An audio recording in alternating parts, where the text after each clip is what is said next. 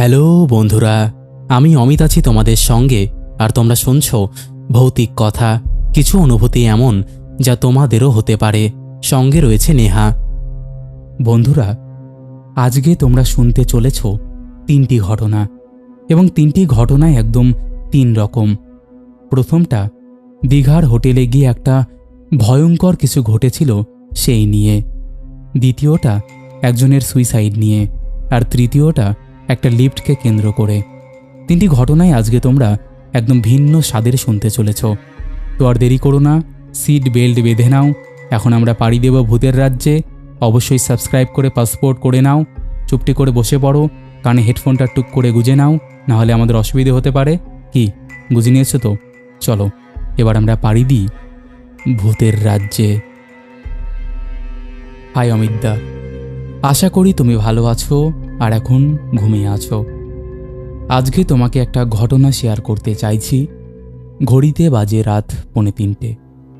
আমি পরশুদিন দীঘা থেকে ফিরেছি। তোমাকে আজকে আমার সাথে ঘটে যাওয়া দীঘার একটা হোটেলের ঘটনা শেয়ার করতে চাই। আমার নাম কি সেটা তুমি জানো, কিন্তু উল্লেখ করো না। আমি এর আগেও তোমাকে একটা ঘটনা পাঠিয়েছিলাম, সেটা তুমি 539 নম্বর এপিসোডে পড়ে শুনিয়েছ। এর জন্য অসংখ্য ধন্যবাদ। আর ধন্যবাদ আমার নামটা উল্লেখ না করার জন্য। এবারও তোমাকে রিকোয়েস্ট থাকলো যে আমার নামটা তুমি উল্লেখ করো না, আর হোটেলের নামটাও উল্লেখ আমি করছি না। আমি চাই না যে কারোর ব্যবসার কোনো ক্ষতি হোক। ওনারাও তো ব্যবসা করে নিজেদের জীবনযাপন করছেন। সবচেয়ে বড় কথা, আমাদের সেখানে গিয়ে কোনো ক্ষতি হয়নি। যদি ক্ষতি হতো তাহলে একটা ব্যাপার ছিল, কিন্তু আমাদের সেখানে কোনো ক্ষতি হয়নি। তাই জন্য হোটেলের নামটা তুমি উল্লেখ করো না। ওখানে গিয়ে আমরা এমন কিছু জিনিস ফিল করেছি যেটা একদমই অবিশ্বাস্য। 14 এপ্রিল পয়লা বৈশাখ আমরা 5 বন্ধু প্ল্যান করি যে আমরা দীঘায় যাব। আমাদের প্ল্যান ছিল যে আমরা রাত 11:30টার সময় ধর্মতলার বাস ধরে ভোর 3:30টার সময় পৌঁছাবো। এরপর যে কদিন থাকার থাকবো, তারপর আবার ব্যাক করে আসব। তো যেমন ভাবা তেমন কাজ। আমরা যথারীতি বাড়ি থেকে বেরিয়ে পড়লাম এবং ধর্মতলা থেকে সময় মতো বাস ধরে দীঘা পৌঁছে গেলাম। আমরা 5 বন্ধু মিলে যাই। দীঘা থানার পাশে একটা গলি আছে, সে গলির পাশে একটা হোটেল আছে। হোটেলটার নাম আমি মেনশন করছি না। সেখানে যখন আমরা পৌঁছাই তখন বাজে ভোর 4:30। সেখানে গিয়ে আমরা নক করি। ওনারা দরজা খোলেন। আমাদের রুম আগে থেকে বুক করা ছিল। আমাদেরকে একটা বড় ডিলাক্স রুম সেখানে দেওয়া হয়েছিল। সেখানে 2টো বড় খাট ছিল, যেখানে 5 জন খুব রিল্যাক্সের সাথে আমরা ঘুমোতে পারবো। আমরা রুমে পৌঁছে ব্যাগটা রেখে যথারীতি ফ্রেশ হয়ে নিই। তারপর রাতটুকু রেস্ট করে সকালবেলা আমরা মোহনায় চলে যাই। মোহনায় গিয়ে আমরা মাছ থেকে শুরু করে সমস্ত কিছু নিয়ে আসি। আসলে বন্ধুরা একসাথে থাকলে যেরকম মজা হয় সেই সমস্ত বিষয় আর কি। এরপর আমরা দুপুরবেলা একটু খাওয়া দাওয়া করে রেস্ট নিয়ে নিলাম। এরপর সন্ধেবেলা আমরা দীঘার বিচে গেলাম। সেখানে কাঁকড়া ভাজা, মাছ ভাজা খাওয়া দাওয়া করলাম। এরপর আমরা যখন হোটেলে ব্যাক করি তখন মোটামুটি রাত 10টা বাজে ঘড়িতে। যখন ফিরে আসি তখন সবাই একদম ঠিকঠাক ছিলাম। তখন প্রায় রাত 1:30 কি 2টো। আমি আর আমার বাকি 2 বন্ধু ঠিক করি যে আমরা বিচে গিয়ে বসবো, কিন্তু পরে নিচে গিয়ে দেখি যে হোটেলে তালা মারা রয়েছে। সেটা একদম স্বাভাবিক একটা জিনিস। এরপর কি করা যায় ভাবতে ভাবতে আমরা ঠিক করি যে একেবারে হোটেলের ছাদে গিয়ে বসবো এবং সময় কাটাবো। এরপর আমরা 4 জন মিলে ছাদে গেলাম। আমাদের যে 5ম বন্ধু সে রুমে ঘুমোচ্ছিল, কারণ সে একটানা 2 সপ্তাহ অফিস করে আমাদের সাথে ঘুরতে এসেছে। কারণ সে একদমই ছুটি পায় না, আর আমরা সবাই প্রাইভেটে কাজ করি। তো সেই জায়গা থেকে সে গিয়েছিল আমাদের সাথে ঘুরতে এবং প্রচণ্ড ক্লান্ত হয়ে পড়েছিল। তার জন্য সে রুমে ঘুমোচ্ছিল। আমরা 4 বন্ধু ছাদে চলে যাই। ওকে রুমে একা রেখে দিয়ে ছাদে গিয়ে আমরা একটা করে সিগারেট বার করে খাই, যেটা আমাদের বয়সের ছেলেদের জন্য একদম নর্মাল একটা জিনিস। এই বয়সে হয়েই থাকে। আমরা সিগারেট খাওয়া কমপ্লিট করে নিজেদের মধ্যে বিভিন্ন বিষয়ে আলোচনা করছিলাম। এরপর আমি আসল ঘটনাটা বলছি। তুমি যদি কোনোদিনও দীঘায় যাও এবং সেই হোটেলে স্টে করো, তাহলে তুমি এই হোটেলটা সম্পর্কে যা যা বললাম সবই জানতে পারবে। আমি তোমাকে টোটাল অ্যাড্রেসটা আলাদা করে মেসেজ করে দেব। তুমি সেখানে গিয়ে সেখানকার রিসেপশনিস্টকেও তুমি যদি এই ঘটনাটা বলো, সেও নিজে এই ঘটনাটা স্বীকার করতে বাধ্য। শুধু আমরাই নয়, আমরা যেটা দেখেছিলাম, আমরা যেটার মুখোমুখি হয়েছিলাম, সেটা অনেকেই হয়েছে এবং এটা একদমই সত্যি ঘটনা, এটাতে কোনো ভুল নেই। আমরা 4 বন্ধু দাঁড়িয়ে দাঁড়িয়ে গল্প করছি। তখন মোটামুটি রাত 3টে। 2 বন্ধু আমাদের দিকে তাকিয়েছিল এবং আমরা অন্য একদিকে তাকিয়েছিলাম। ওপরে একটা ছোট্ট ছাদের মতো ঘর রয়েছে, সেখানে জলের ট্যাঙ্ক রাখা রয়েছে। আমরা স্পষ্ট সেদিকে তাকিয়ে একটা জিনিস লক্ষ্য করতে পারলাম। একটা মহিলা, যতটুকু দেখে মনে হয়েছে, ছাদের একদম শেষ দিকে পা ঝুলিয়ে বসে রয়েছে। আমরা ভাবলাম যে আমাদের মতোই হয়তো কোনো ট্যুরিস্ট আসছে, সেই হয়তো বসে রয়েছে। আমরা প্রথমে অতটা গা না করলেও পরে ভাবি যে এত রাতে ওরকম অচেনা একটা জায়গায় একটা মেয়ে মানুষ এভাবে বসে রয়েছে। তাই আমরা প্রথমে ওনাকে ডাক দেই, কিন্তু অদ্ভুত বিষয়, উনি আমাদের ডাকে সাড়া দেন না। পরে আরও 2 জন বন্ধু ঘুরে তাকায়। সে 2 জন বন্ধুর মধ্যে একজন বলে ওঠে, এত রাতে কোন মেয়ে এইভাবে ছাদের উপর বসে রয়েছে? আমাদের মধ্যে এরকম আলোচনা হতে হতে একটা সময় পরে আমরা ঠিক করি যে আমরা সামনের দিকে গিয়ে দেখব মেয়েটিকে। এবারই ঘটে একটা অদ্ভুত ঘটনা। আমরা 3 জন মেয়েটাকে দেখতে পাচ্ছি। 3 জনের মধ্যে আমাদের একরকম কথাবার্তা হচ্ছে, কিন্তু আমাদের যে 4র্থ বন্ধু, সে আমাদের দিকে বিরক্ত দৃষ্টিতে তাকাচ্ছে এবং সে বলছে, কোথায় মেয়ে? কোন মেয়ের কথা বলছিস তোরা? কোনো মেয়ে তো দেখতে পাচ্ছি না আমি। আমরা 3 জনই একসাথে বলি, আরে ভাই ওই তো দেখ, ওই তো মেয়েটা বসে আছে, দেখতে পাচ্ছিস না? আমরা ইশারা করে দেখালাম, কিন্তু ছেলেটা আমাদেরকে বলছে, কোথায়? কই মেয়ে? কোনো মেয়ে তো নেই ওখানে। এই কথাটা বলার পর আমাদের কেমন যেন একটু ভয় ভয় করতে লাগলো যে মেয়েটা জলজন্ত এখানে রয়েছে, কিন্তু ভাই সেটা দেখতে পাচ্ছে না কেন? তাই আমরা ঠিক করলাম যে কোনো রকম ভয়টা কাটিয়ে আমরা মেয়েটার সামনে যাব, গিয়ে দেখব আসলে উনি কে। এই বলে আমরা খানিকটা এগোতে লাগলাম।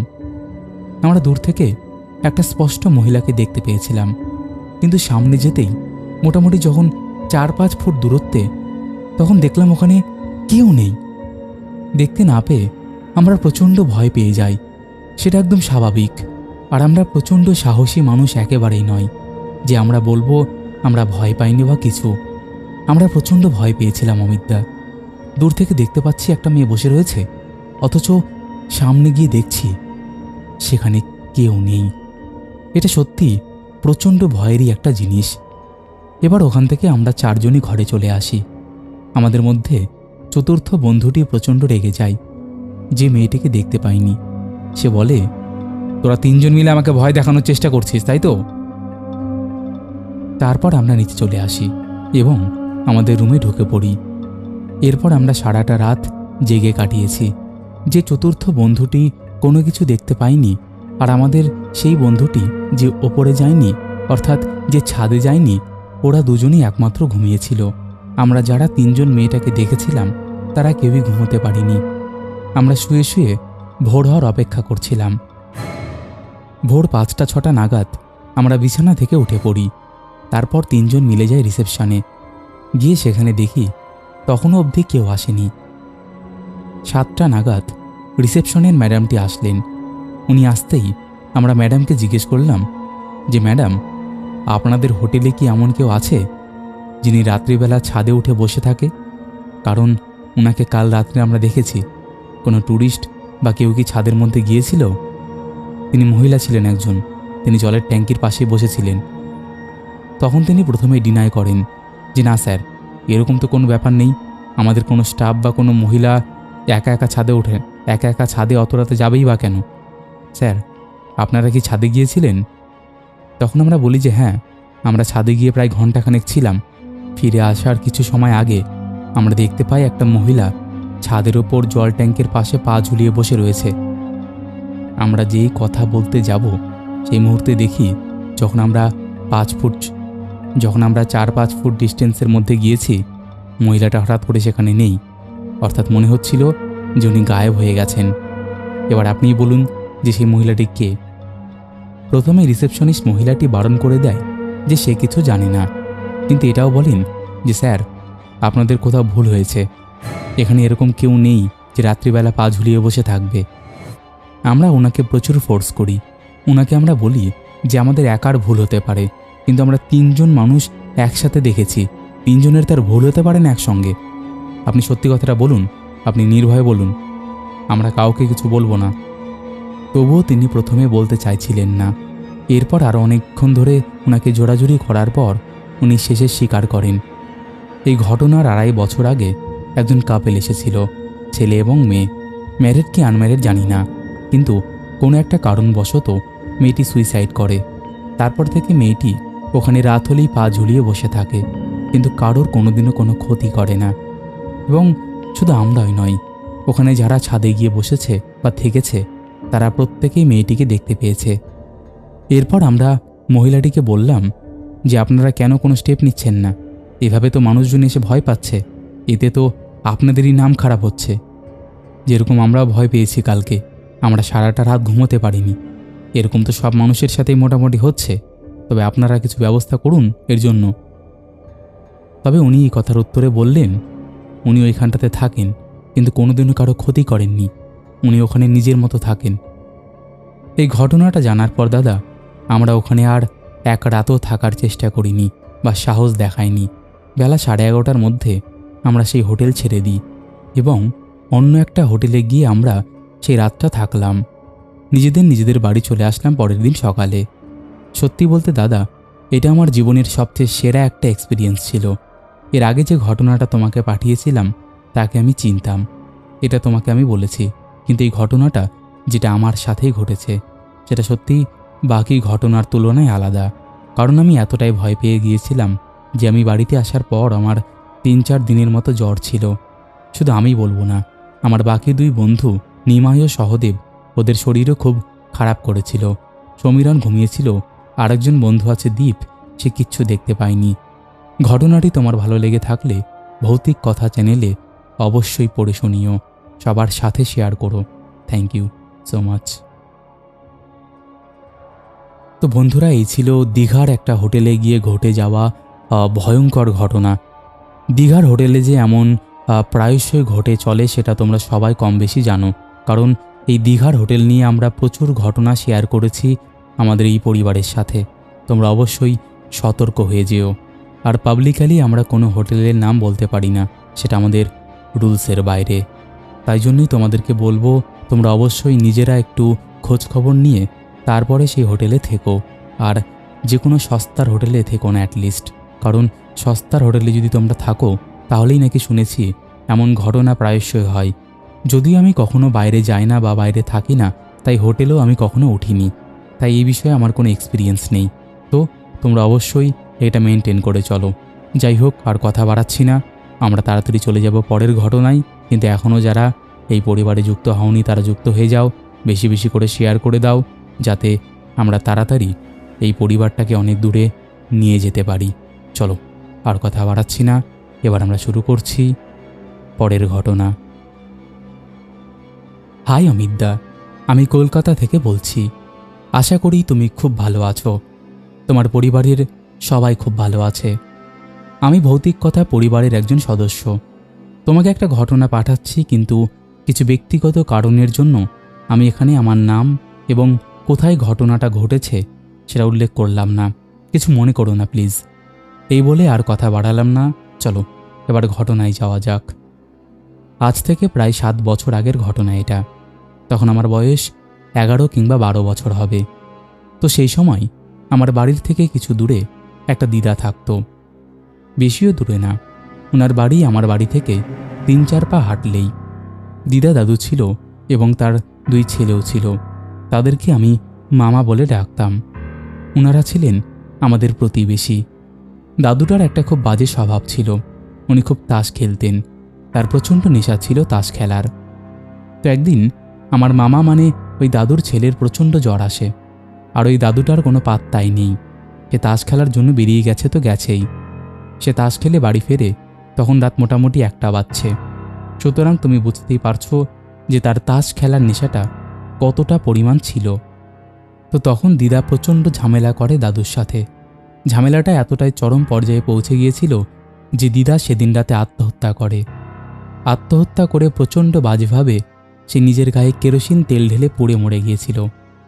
সে যখন গায়ে আগুন দেয় তখন সে প্রচণ্ড চিৎকার করছিল, কিন্তু সেই দাদুটা একদমই বাঁচাতে যায়নি। এতটাই বদমাশ বুড়ো যে ঘর থেকে বেরিয়ে গিয়েছিল। আমার বাবা আমাদের বাড়ির জানলা থেকে ঘটনাটা দেখেছে যে ওদের বাড়ির জানলা থেকে ধোঁয়া বেরোচ্ছে। বাবা প্রথমে ভেবেছিল যে ওদের বাড়িতে আগুন লেগেছে। তখন আমার বাবার শরীরটা একদমই ভালো ছিল না। তার কিছুদিন আগেই বাবার অ্যাক্সিডেন্ট হয়েছিল এবং বাবা হাসপাতাল থেকে কিছুদিন আগেই বাড়ি এসেছিল। তো সেই সময় বাবা এক বালতি জল নিয়ে সোজা ছুটে যায় এবং গিয়ে দেখে যে দিদা পুরোপুরিভাবে পুড়ে গেছে। বাবা একদম শেষ মুহূর্তে গিয়েছিল। বাবা গিয়ে দেখে যে সেখানে দিদার শিরাগুলোতে টান ধরে গেছে এবং সে মাটিতে পড়ে রয়েছে। এরপর পুলিশ আসে এবং সমস্ত কিছু জিজ্ঞাসাবাদ করে। দাদুটা তখন বলে যে আমার এতে কোনো দোষ নেই, ও নিজে নিজেই গায়ে আগুন দিয়েছে আমার সাথে অশান্তি ঝামেলা করে। কিন্তু তার কথা থ্রোয়িংয়ে বোঝাই যাচ্ছে যে তার স্ত্রীকে সে সাহায্য করেনি।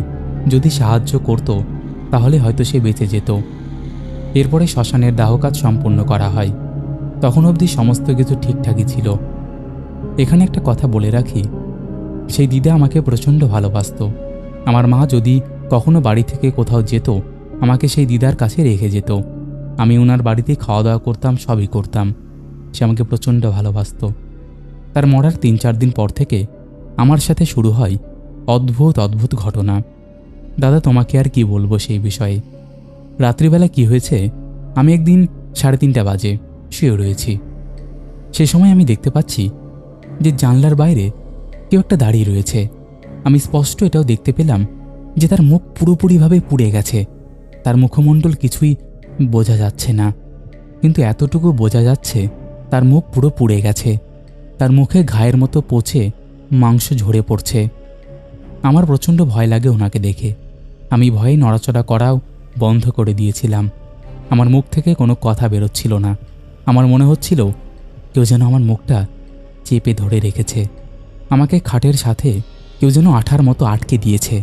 সাথে আমি অজ্ঞান হয়ে যাচ্ছি। এরকম চলতে চলতে আমি অজ্ঞান হয়ে যাই। পরের দিন সকালবেলা যখন আমার জ্ঞান আসে তখন আমি বুঝতে পারি আমার প্রচণ্ড জ্বর এসেছে।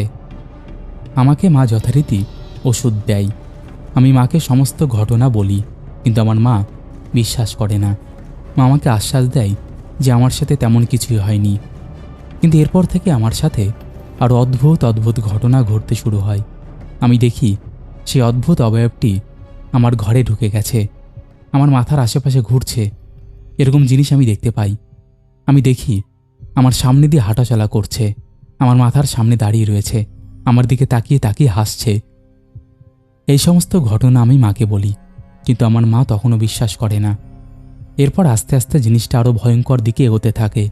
আমার মা বাবার সাথেও ঘটনাটি ঘটতে শুরু হয়। এরপর আমি একদিন একা ঘরে শুয়েছিলাম। আমার মা ও বাবা এই কারণের জন্য একজন পুরোহিতের বাড়িতে গিয়েছিলেন। তো মা বাবা তার কাছে গিয়েছে, আমি ঘরে একা শুয়ে আছি। আমি দেখতে পাচ্ছি যে জানলা দিয়ে কোনো একটা কালো ছায়া আমাদের ঘরের মধ্যে ঢুকে পড়ল। হঠাৎ করে আমি ভীষণ জোরে চিৎকার করে উঠলাম। আমার চিৎকার শুনে আমার পাশের বাড়ির কাকিমারা সবাই ছুটে আসে এবং আমাকে বলে যে কিছু হয়েছে মা। আমি সমস্ত কথা খুলে বলাতে সেই কাকিমা আমার বাড়িতে থেকে যায় এবং কিছুক্ষণ বাদে আমার মা চলে আসে। আমার মায়ের সাথে যে পুরোহিতটা এসেছিলেন তিনি এসে আমাকে ঝাড়ফুঁক করে দেন। তিনি বলেন যে দিদাটা আমাকে এত পরিমাণে ভালোবাসতো যে সেই ভালোবাসাটা এখনো পর্যন্ত যায়নি। সে চাইছিল যে সে চলে গেছে এবং তার সাথে আরও একজনকে নিয়ে যেতে। সে আমার দিকে টার্গেট করেছিল আমাদেরকে নিয়ে যাওয়ার জন্য। তার বাড়ির তার ছেলেদের এবং তার স্বামীকে নিয়ে যেতে পারছিল না, কারণ দিদার মৃত্যুর পরপরই দাদু একজন পুরোহিতকে দেখিয়ে নিজেদের গা বন্ধন করিয়ে নেয়। সেই কারণের জন্য দিদা কাউকে নিতে পারছিল না। তখন সেই পুরোহিতটা বলল যে আর কোনো ভয় নেই। তিনি এসে আমাদের ঘর বন্ধন করে দেন আর আমাকে একটা কাগজ দেন। বলেন আমি যেন কাগজটা কখনো না খুলি এই কথাটা বলে উনি চলে যান। এরপর তিনি আমাদের ঘর বন্ধন করে যান। লঙ্কা, সর্ষে, বিভিন্ন রকম জিনিসপত্র দিয়ে কিছু ছিটিয়ে দিতে বলেন। এরপরে সমস্ত কিছু স্বাভাবিক চলে। দিদা আর কোনোদিনই বিরক্ত করেনি। এরপর আমরা ভালোই ছিলাম। দাদা, আমাদের ঘটনাটা যদি তোমার ভালো লাগে তাহলে তুমি ভৌতিক কথা পরিবারে অবশ্যই পড়ে শুনিও। আমি খুব খুশি হব। এই ঘটনাটা যখন থেকে ঘটেছে তারপর থেকে আমি প্রচণ্ড ভয়ে ছিলাম। সেটার কারণ বুঝতেই পারছো নিশ্চয়ই। আস্তে আস্তে আমরা আবার ঠিক হয়ে যাই। তো এই ছিল ঘটনা, ভালো লাগলে শুনিও। তো বন্ধুরা, এই ছিল দ্বিতীয় ঘটনা।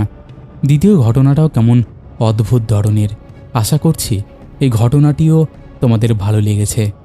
কেমন লেগেছে অবশ্যই তোমরা সেটা কমেন্ট করে জানিয়ে দাও। তোমাদের মধ্যে কেউ যদি এমন ঘটনা শেয়ার করতে চাও তাহলে অবশ্যই আমাদের সাথে কন্ট্যাক্ট করতে পারো। আমাদের সাথে কন্ট্যাক্ট করা একদম ইজি। আমাদের হোয়াটসঅ্যাপ নাম্বার থেকে শুরু করে সমস্ত সোশ্যাল মিডিয়ার লিংক তোমরা ডেসক্রিপশান সেকশনে পেয়ে যাবে। তো আর দেরি কিসের, তাড়াতাড়ি কন্ট্যাক্ট করে নাও। চলো আর কথা বাড়াচ্ছি না, তোমরা as soon as possible like করে দাও, বেশি বেশি করে শেয়ার করো, সাবস্ক্রাইব করে এই পরিবারের সাথে যুক্ত হয়ে যাও। চলো এবার আমরা শুরু করছি পরের ঘটনা। আসসালামু আলাইকুম ভাইয়া, আমি রুবাইয়া আলম রুমি। আমি আপনার একজন সাবস্ক্রাইবার। আজ আমি বলবো আমার বন্ধুর সাথে ঘটা সত্য ভৌতিক ঘটনা। ঘটনাটি মূলত আমার এক বান্ধবীর সাথে ঘটা। তখন সে খুব ছোট ছিল। তাদের এলাকাটি ছিল অনেকটা নির্জল মফস্বল শহরের মতো। তারা ওই এলাকার একটি ৫-৬ তলা বিল্ডিংয়ে থাকত। আমাদের বিল্ডিংয়ের সামনে একটি নতুন বিল্ডিংয়ের কাজ চলছিল। বিল্ডিংটির কাজ প্রায় শেষ, শুধুমাত্র রেলিং তোলা বাকি। এই বিল্ডিংটি হওয়ার আগে এখানে ঠিক কী ছিল তা কেউ জানে না। কিন্তু বিল্ডিংটি নতুন হওয়া সত্ত্বেও এই বিল্ডিংয়ের ৪ তলায় যেতে সবাই নিষেধ করত। তার মনে অনেক কৌতূহল ছিল যে কেন সবাই ৪ তলায় যেতে নিষেধ করে। বলে রাখা ভালো, ওই বিল্ডিংটির দোতলায় বাচ্চাদের খেলার জন্য ইনডোর প্লেগ্রাউন্ড ছিল। সে যেহেতু তখন ছোট ছিল সেহেতু সে মাঝে মাঝে ওখানে খেলতে যেত, কিন্তু সে কখনোই সন্ধ্যের পর বিল্ডিংটিতে থাকতো না। তার এক বান্ধবীর বাসা ওই বিল্ডিংয়ের ৫ তলায়।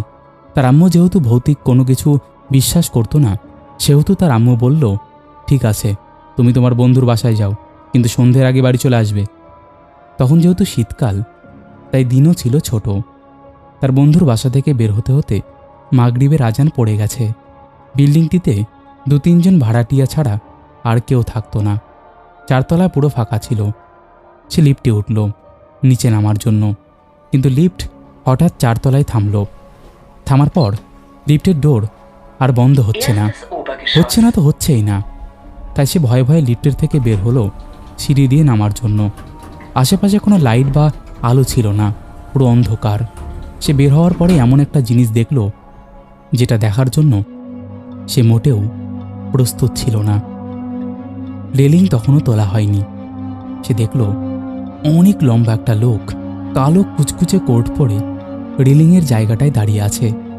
সেখানে আলো আধারি থাকায় ওখানে কারোর চেহারায় দেখতে পায়নি। হঠাৎ সে দেখল লোকটির পাশে একটা ৫-৬ বছর বয়সী বাচ্চা ছেলেও দাঁড়িয়ে আছে। আরে, বাচ্চা ছেলেটা তো এখানে ছিল না, ও কোথায় থেকে আসলো? সে এতটাই ভয় পেয়েছে যে ওখান থেকে পালানোর কথাও ভুলে গিয়েছে। সে ওখানে একদম ফ্রিজ হয়ে দাঁড়িয়ে আছে। বাচ্চা ছেলেটি এবং লোকটি রেলিংয়ের এত কোনায় গিয়ে দাঁড়িয়ে আছে যে একটু নড়লেই তারা সোজা ৪ তলা থেকে নিচে পড়ে যাবে। এবার সে মুখোমুখি হলো সবচাইতে ভয়ঙ্কর দৃশ্যটির। সে দেখল লোকটি এক ঝাঁপ দিয়ে নিচে পড়ে গিয়েছে। লোকটির দেখা দেখি বাচ্চা ছেলেটিও ঝাঁপ দিয়ে নিচে পড়ে গেল। সে তখনও ফ্রিজ হয়ে ওখানে দাঁড়িয়ে আছে। হঠাৎ তার হোশ আসলো। সে এমন দৌড় দিল যে এক দৌড়ই নিচে চলে এলো। নিচে নেমে এসে দেখতে পেল যে জায়গাটাতে গিয়ে লোকটি এবং বাচ্চাটি ঝাঁপ দিয়েছিল সেখানে অনেক মানুষের ভিড়। সে ওখানে গিয়ে দেখল বাচ্চা ছেলেটির নিথর দেহ ওখানে পড়ে আছে এবং ওখানে অনেক বেশি রক্তে মাখামাখি হয়ে গেছে। সবচাইতে অবাক করার বিষয়, ওখানে কোনো বড় লোক বা বড় মানুষ ছিল না, যার দেখা দেখি বাচ্চা ছেলেটিও ঝাঁপ দিয়েছিল। সে ওখানে আর বেশিক্ষণ থাকতে পারল না। বাসায় গিয়ে সে তার আম্মুকে পুরো ঘটনাটি খুলে বলল। তার আম্মু তাকে একজন হুজুর দেখালো।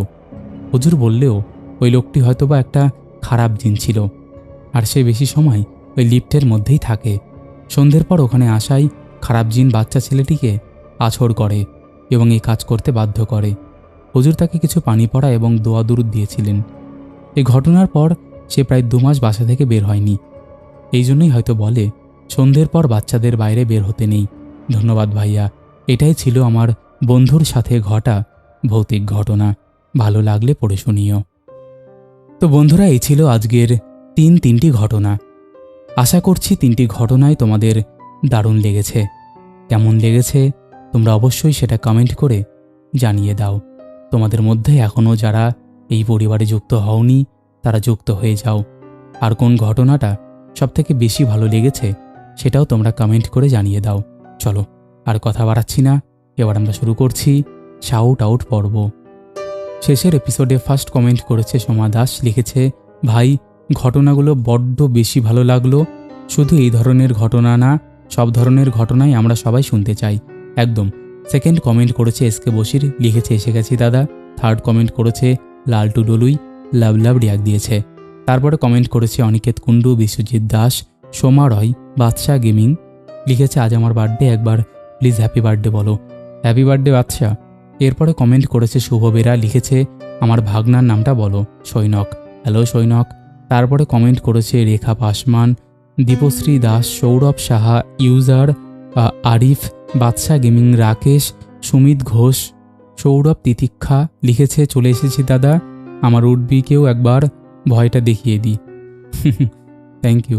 তারপরে কমেন্ট করেছে মিনু পাল, সঙ্গীতা দাস, ইয়োর, রিয়া, রাজীব, সোমা জানা, বিবেক, দিবাকর সাহা, প্রভাত রাজা, প্রীতম, সুরজিৎ সরকার, গৌতম বেরা, আকশে অধিকারী, সুপ্রিয়া দাস, মিনু পাল, মনিকা ত্রিপুরা, সুজিত সরকার। লিখেছে, দাদা তুমি কেমন আছো? তোমার ঘটনাগুলো আমি প্রথম থেকে শুনছি, যতই শুনি ততই ভালো লাগে, আর তোমার মিষ্টি গলায় একটা গান শুনতে চাই। কি দাদা, হবে তো? ওরে বাবারে, গান থাকতে পারবে না কেউ আর। তারপরে কমেন্ট করেছে শয়তান বাচ্চা, অঙ্কুশ মল্লিক, অভি সর্দার, শুভ ভাই, টিঙ্কু দাস, বিশ্বজিৎ দাস, গীতা গোস্বামী, চুমকি ঘোষ, আরিফ, অভিজিৎ দাস। লিখেছে, দাদা কেমন আছো তুমি? ভালো আছি গো, তুমি কেমন আছো? তারপরে কমেন্ট করেছে Ashis Kole, Sanghamitra Roy, Mister Golden, Pinki Ghosh, Sangita Dolui, Sudipa Lifestyle, Abhishek Chakraborty, Pratanu Banerjee, Jayashree Gupta, Fishing Life, Joy Sadhu Khan, Papri Dola, Kartik Saha, MD Mon, Rakesh Ghosh, Amita Thakur, Subir Banik, Shankar Chakraborty, Rinku Chowdhury, Sanghamitra Shorts, Runa De. লিখেছে, 3টি ঘটনায় খুব ভালো লাগলো, একদম অন্য ধরনের। তবে প্রথম ঘটনাটা বিশ্বাস হচ্ছে না, কিন্তু গল্পের মতো করে শুনলে বা এন্টারটেনমেন্ট হিসেবে নিলে খুব ভালো লাগছে। একদম আমি সেটাই বলি, যারা বিশ্বাস করবে না তারা অবশ্যই এগুলোকে এন্টারটেনমেন্ট পারপাসেই নিয়ে নাও।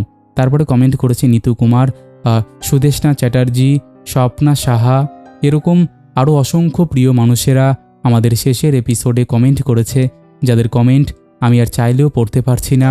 তো আজকের মতন এখানেই শেষ করছি। আবার দেখা হবে নতুন কোনো ঘটনা নিয়ে।